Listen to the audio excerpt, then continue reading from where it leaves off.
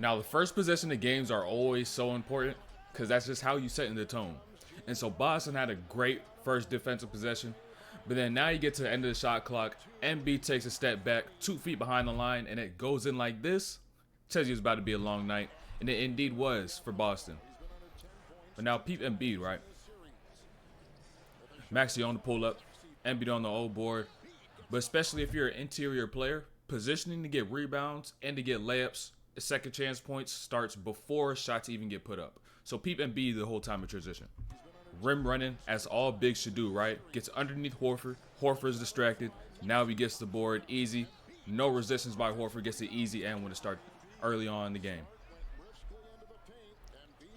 And now Harden. He ain't have no crazy scoring game like game 1 or game 3, but he was still aggressive, and plays like this help Maxey get going early on so he could finish the game out as well. As Harden's getting up in transition, he's reading this right side of the floor. He sees White, he sees Tatum. It's a 2-on-2 on this right side. But what Harden's going to do is going to go back left.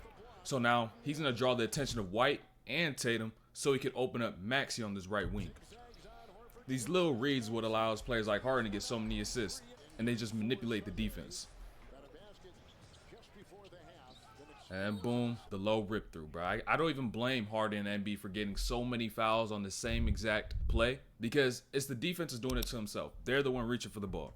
So when you see Tatum coming over here, hands out, keeps it active, reaches on the low rip through, he can't get mad at nobody but for himself. So, and now this drop coverage by Boston, bro. I'm just wondering when are they going to change it because it's not working and they're getting way too many open looks. But I love to see it because, hey, I like to see underdogs win. So, Boston, keep doing it if you want to lose. And I'm trying to low-key see Embiid and Harden get a ring. Low-key. Low-key. I ain't no Philly fan, though. I just like to see underdogs win. Then, boom. That's a great lay by Maxey. But anytime you get into handoffs, you get into pick and rolls, you always want to stretch the defense out with as much space that you have. Gets his first handoff. Gets it back left, empty side, corner, and wing. So now Maxey has all the space to stretch out Horford in the amount of space he has to cover playing this drop. And so this puts a lot of pressure on Horford, telling him, do I want to take away Embiid or do I want to take away Maxey? Since that side is empty, he gets as far as he can, finds himself his own lane, and at his speed, gets a lay that easy. Boom, Tatum with a little spin from the corner, right? But I hate these calls, and I know you do too. We all hate them. When the refs wait to see if a player makes the layup, if they want to make the foul. If it's a foul, you can just call the foul. But you're going to wait to see if the ball goes in to call the foul? That's just goofy, bro. If it's a foul, just call it straight up. And now right here, end of first quarter. The same action Philly was killing with and helped them get that separation that they held throughout the entire way of the game. So, peep. Boom, the first screen, get the switch, and they set a second screen with Embiid. First time down, Maxey gets the easy 3. They're playing the drop coverage. That's what you're going to get every single time, right? But now, boom, same action with Niang as a screener. Boom, pitch back to Embiid on the pop. 3, easy. No hand up either. If you're going to play a drop, at least come back to contest or something because Embiid was knocking down these shots, and he probably still will. Once again, pretty much same action. First screener leads, now back to Embiid. Maxey hides underneath the screen, knocks it down, and now this is really what helped him get rolling, man. Now, boom. Peep the shot clock, right? Peep the shot clock. Brogdon. 5 seconds left, about 3 at that point, and he gets a little too excited, and now, boom, Harden hits that 3. You can't get too horny on these plays. You got to stay disciplined. You got to stay down. You got to stay relaxed. Make them shoot over the top, and don't try to go out and make a play on the ball when there's only a couple seconds left. And I see that at all levels, too, so it's a bad habit that a lot of people do. But what's allowed Harden to be so great in this series is that since they're taking away his 3 and they're trying to take away the paint, now he's getting to his mid-range game. And that's what you're going to need in the playoffs, which has allowed him to be able to be so impactful and have 40 pieces, have games where he even has 17 and 10, but he's still impactful, getting to his mid-range game. He's still getting his buckets. Embiid with this Grant Williams matchup, that drew that foul crazy. Grant Williams knew it too, put his finger up there. But what Embiid did is timing that foul. So, Pete, Grant Williams has been doing this all series. He would play him up close, and then soon he'll get up and close into his grill. But as soon as he did that, Embiid went up into a shot. And so now since he's moving forward, he's underneath him. He gets straight up into a shot, gets to the free throw line, works smarter and not harder. Now, once again, Embiid, Grant Williams, isolation. This is back-to-back possessions, by the way. He was not even trying to shoot. He was just trying to time Grant Williams' hands as he begins to reach towards his pocket, just to get the foul. Work smarter, not harder. Now he's going against Horford. And the thing is, they're playing him single coverage, which makes absolutely no sense because he's going to cook you every single time. If you try to play him straight up, he's just going to get a regular field goal. You don't play straight up, you foul him, and now he's going to get to the free throw line like he did right here with Horford twice, just like he did with Grant Williams twice. They're not even sending no double. They're not making no adjustments. But now they did, right? But guess what? Embiid gets it right back, and they still do not even contest the jumper. Why not contest the jumper? They need to make some adjustments, man. I'm telling you, Missoula looking like Budenholzer right now, bro. Then boom, triple threat work from the mid post. Right, face-up game. But peep on that jab step, right? Peep the ball protection, really.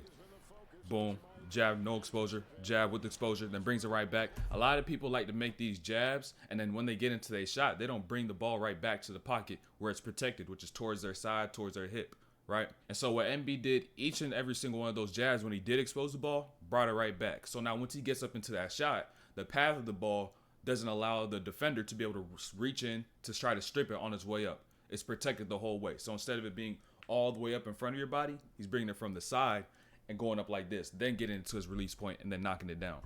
Those little details just makes the game easier for you, especially out the triple threat and out of hezzy pull-ups. I can't even blame him for getting these fouls anymore. They reaching themselves. They reaching themselves, bro. I can't even blame them. They gonna keep doing it. Why not keep doing it as an offensive player? Triple threat game once again. Playing with it, jab, showing the ball. Brought it right back to the pocket each time. But if you do have enough space, you may not need to bring it back to the pocket, which is kind of like what Embiid did right here. So boom, pump fake jab, pump fake jab. Ball's a little more in front of his body, but Williams is so far back that it don't even matter. It don't even matter if he needs to protect the ball or not. They need to do way a better job of getting some hands up. Like, come on, man, that's too easy. And still, if you're going to keep doing it, I don't mind, because I would like to see Philly get a ring. So, Boston can keep doing it. They're just going to have to make some adjustments in the offseason, because this is unacceptable for a contended team. And then anytime you try to go and cross contest on James Harden, you're probably going to foul him. Harden gets into the sides up, and what Jaylen Brown does on this contest, tries to cross his body, cross contest. You can only stay to the side of James Harden. And the thing is, this is his natural motion. So his body's going that direction, his feet's going that direction. So now if you try to jump across it, you're going to hit it, he's going to get fouled. Jaylen Brown with his hands up. He fouled him, though, bro. He fouled him. That's a great dime. And it was a big-time contribution from Daniel House. Put him into a lineup. Now he's getting some twos, ended up with 10. Big time. But peep this by Harden, how he made this play. Screen in the backcourt by House, right? Gets to the middle, and peep. He read the corner, the wing, and he also read the slot. All in this attack to the middle. And now he sees Jaylen Brown collapse, kicks it right back out of Daniel House. He used his peripheral that whole time. Because at that point, the slot is all the way to his right. But yet he also saw that right corner as well. Anytime you drive, you got to use your peripheral. Because if you don't, you're going to focus in too much on one thing. And you'll forget about all the 10, 15, 20 other things that's going on the court. And the other possibilities that could occur. Then boom, another pick and roll game. Missed it the first time, but guess what? Run it right back. Run it right back. The timing was off a little bit. Finds his gap now. Boston getting going. The crowd getting going. Star of the fourth. Trying to make a comeback. Shh. Told him to stay quiet. But peep this, though. First screen happens, right? Jaylen Brown House get caught up at half court, right? And so what they do? Just stay patient. Run it back again. Because Harden couldn't find his gap to make that pass. So now, it's timed up the right way. He can make this pass to lead House downhill. And he could attack and go make a play. Now Maxey knocks it down. His first fourth quarter bucket in like what, 3 games or some shit?